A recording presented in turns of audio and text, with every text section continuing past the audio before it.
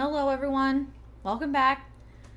As promised in today's video, we're going to be talking about the March Book Club book, which is Making Hate Pay, The Corruption of the Southern Poverty Law Center. I really enjoyed this book and I'm excited to talk about it. So if you watch the announcement video I made, you'll see in the description that there are 5 questions that I'm going to be answering as a framework to talk about the book. I've decided I'm not going to answer them in order. So the first 2 questions I'm going to answer are question number 1 and question number 5. Question number 1 is, do you have any general thoughts to share about the book? And question number 5 is, how does this book compare to other books of the same genre you have read in the past? All right, so let's jump right into it. I really like this book. I think this is good if you are not a big reader of nonfiction because it's not super dense and academic in the language. It reads kind of like a long newspaper article, you know. Tyler O'Neill's a journalist, and it shows. And I think it flows well. It's got a nice logical flow to it. So it starts out with a kind of history of the organization, and specifically the personal history of Morris Dees, who is the founder of this organization. And it gets into how the hate map was developed, how it changed over time, how the organization changed over time, and then it ends with organizations that have been put on the hate map fighting back against the reputational damage. It should be noted that while we talk about this, that this was written in 2019 or 2020, excuse me, and it doesn't mention Moms for Liberty at all, but it's still very relevant and useful, the information shared. So it compares to nonfiction titles that I've read in the past because I would say, is very accessible. And if you're not a person that reads a lot of nonfiction, this would be a good, starting place. And it's very useful if you are a member of Moms for Liberty because we are on the map, as we talked about in my announcement video, right? Okay, so talk about specific items in the book that I found to be helpful, that stuck with me. If we look at the questions I have here, question number 2 is asking to share some quotes from the book that I liked, and I think I'm going to use quotes as support to answer questions 3 and 4. So 3 and 4 is, did anything the author wrote remind you of anything you've experienced personally? And question 4, what section, fact, piece, etc. of the work do you feel you'll be most likely to remember a year from now? So I think my favorite part of the book was the beginning section of the book where he's talking about Morris Dees. Morris Dees is an interesting figure. He is how might I say, a morally corrupt figure. Makes a lot of poor personal life choices. And part of Tyler O'Neill's argument that he's making in that portion of the book is Morris Dees is such a important figure in the organization. Do his personal choices affect the character of the organization? It brings up that interesting point. And I would say yes, just generally. But specifically in Southern Poverty Law Center's case, Southern Poverty Law Center is not a manufacturer of some product. They don't sell cookbooks. I say cookbooks because in the beginning of Morris Dees' career, he's selling cookbooks. They're not manufacturing a product. Their product is morality. They are engaging in reputational damage of people in organizations because they have judged them to be morally repugnant in some way, and all the while Morris is engaging in extremely morally repugnant behavior in his personal life. And then another element of it as well is he's doing things not, how might I say, he is engaging in activity that's not just limited to his personal life. It crosses the threshold into work. So the example is he has an extremely nasty and public divorce trial from his second wife, where he has to publicly admit to cheating on her with people at work. So it's not like he's cheating on her with waitresses at his favorite restaurant. These are people that he works with. And that would obviously very negatively affect the organization, even if people didn't like know directly about it. People can smell that kind of thing. You know, Tyler O'Neill does a good job of establishing Morris Dees as someone who's not like only morally corrupt in this cheating on his wives kind of way. He very much kind of just cares about the money, and he establishes that really well. He threatens a former client with a gun by putting a gun to his face in his office. It's just he's just a seedy character, you know? And one of the most interesting parts of the book for me is early on in Morris Dees' career, he has a partnership with Millard Fuller. And maybe you recognize that name. If not, I'll explain why you should. Him and Millard Fuller met in like college, and they have a business partnership where they're making good money together before Morris starts the Southern Poverty Law Center. And Millard Fuller has like a marital crisis and like a moral crisis, and he decides he doesn't like the way the direction his life is going. So maybe I'll just read this part to you. This is on page 35. Fuller grew increasingly unhappy with the path his life was taking, and when his marriage almost went on the rocks in late 1965, he decided on a drastic course of action. He sold his share of the business to Dees, and he and his wife also divested themselves of, quote, our land and houses and boats and cars and cattle and horses.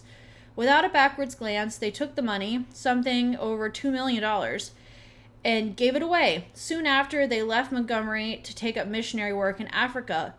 Millard Fuller is now the founding director of Habitat for Humanity. So, fascinating, right? I can relate to the idea of you have an acquaintance relationship with someone who is of seedy moral character, and you're kind of thinking like, oh, what's the big deal? And then you see something kind of scary that they do, and it makes you want to get your shit together. That's something I can relate to on a personal level, and I really enjoyed reading about that. Millard Fuller, you really dodged a bullet here with the Southern Poverty Law Center. So the book really establishes early on that Morris Dees is really just sort of interested in the money. That's part of the reason for the hate map, really exponential growth. And then there's a turmoil that goes on with the business because they're hiring all of these young idealistic lawyers to fight for social justice, you know, and they want to fight against the death penalty, and they want to take on cases of poor people and all of this. And Dees really just wants to focus the mission on defeating the Klan. And they were very successful in bankrupting the Ku Klux Klan early on in their history, which is where a lot of the Southern Poverty Law Center's clout comes from. But then by the 80s, the Klan is like totally dead, you know?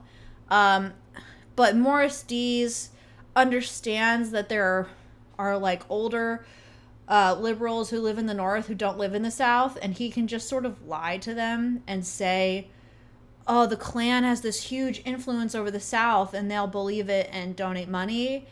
And even, you know, conservatives who are sympathetic to things like the death penalty hate the Klan, you know. So he decides that this is a more lucrative opportunity, and he doesn't care about the values of the organization, and all of their lawyers quit. This is in like 86. That was a really interesting part of the book. And then he just sort of expands upon this strategy because it becomes undeniable that the Klan is dead as time goes on, So what he ends up doing is it expands the strategy to just attacking conservative groups in general, like pro-life groups and Jewish groups and Christian groups, just any groups that they disagree with, kind of associating them with the Klan and with neo-Nazis. As a fundraising strategy. And there are specific critiques of the hate map methodology in this book that I found really interesting that you can easily use. Let's say you're talking to someone and they say, hate groups are on the rise, hate in America is on the rise. The Southern Poverty Law Center's hate map just grows and groups year after year after year. You can explain that there are deep flaws in the methodology. They do not confirm how many members are in the group, and they don't confirm addresses of where the group is located or anything like that. So for one, it's really easy to fake a group. Anyone can just create a website. Another thing is this hate group can just be one person, and he gives some great examples in the book of a guy who runs a Confederate memorabilia shop in the Deep South, and they label his shop as a hate group. It's just one guy who owns a small business, and he obviously has no authority in the community, and then the idea that the number of groups is growing doesn't mean that hate is spreading necessarily. If anything, it's what has more power in the community? One centralized group with 1,000 members who are all really active and really engaged in local politics or whatever, or 10 really fragmented groups that don't really do anything, and then thinking about Moms for Liberty, there's over 400 people in our Facebook group. The percentage of that 400 people that actually show up to things and call people and advocate for positions that this very biased organization might deem as hateful is much smaller, So even if they were to say, oh, the Moms for Liberty Palm Beach County chapter has 400 members and we're getting that from the Facebook group, that's not really true, So some great attacks of the methodology of the hate map. So much of the book goes into detail about specific groups that have been targeted and specific claims that the Southern Poverty Law Center has made in regards to their conduct, and him just directly refuting that. This is a very great book, very thoroughly written. I really enjoyed it. Okay, so I went back through. I just wanted to double check and make sure there wasn't anything I missed that I wanted to talk about, and I found 2 things that I just wanted you to be aware of and we'll talk briefly about. One is Southern Poverty Law Center's Charity Watch page. Charity Watch, as you can see here, is America's most independent, assertive charity watchdog. They give Southern Poverty Law Center an F. It says here, this rating has been downgraded from a B due to the charity having 6.0 years worth of available assets in reserve. So basically, their reserves are too large and they should be spending this money on the charitable cause that they raise money for. But they're not doing that. Look at the salaries of their executives. CEO makes $500,000 a year. It's crazy. And then the next thing I wanted to highlight was a specific section of this book that talks about an impact in America's schools. The Southern Poverty Law Center also runs a program to introduce its ideology in schools, unironically titled Teaching Tolerance. So this program has since been rebranded. It's not called Teaching Tolerance anymore. It's called Learning for Justice. And here's the page. And I thought that this was interesting. I live in Florida, so we don't put up with stuff like this. This probably isn't in our curriculum. I feel very confident that it's not in our curriculum. But that doesn't mean that these kind of resources aren't consumed by teachers, and the ideology espoused isn't kind of baked into the things that they're saying. And then when I was going through this, I found something interesting I wanted to show you. So if we look here, I think it was in the Learning Center. Liberation Lit. This was it. What is this? So, Liberation Lit. Learning can help us resist hate and bias. Something I find really interesting is that these very liberal organizations who are steeped in liberal bias basically refer to opinions they don't agree with as bias, and they think that they are neutral, which is fascinating. It's like they're redefining the word bias. Book lists here. So if we look at this one, this is books for children. I was able to find some of these were showing up in the gender identity audit that I did for the channel. I'll link the audit in the description for y'all. So Julian is a mermaid. That was showing up. And also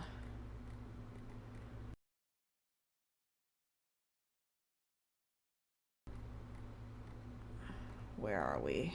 Aha, it feels good to be yourself. Almost all of the elementary schools have a copy of this book. Yeah, so these kind of resources have their effects on real institutions in our communities. So it's important to keep that in mind. All right. So, thanks for watching. Take a moment to introduce the book for April. The book is The College Scam by Charlie Kirk.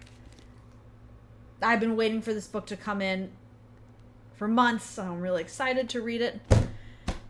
And it's going to be the same questions. I'll post those in the description so that you can remember. Yeah, so, and then another thing that I'm going to do is quickly on the screen, I'm going to show you some books that are referenced in the Southern Poverty Law Center book, if you're interested in kind of related topics. Thank you so much for watching. I'll see you in the next video. The next video that comes out should be a deep dive into the audit I did of the elementary school libraries, talking about how I did that, some quirks of that, and just more broadly talking about my views on collection development. So you can think about that, and if your views are different, how might you refute my claims, that kind of thing.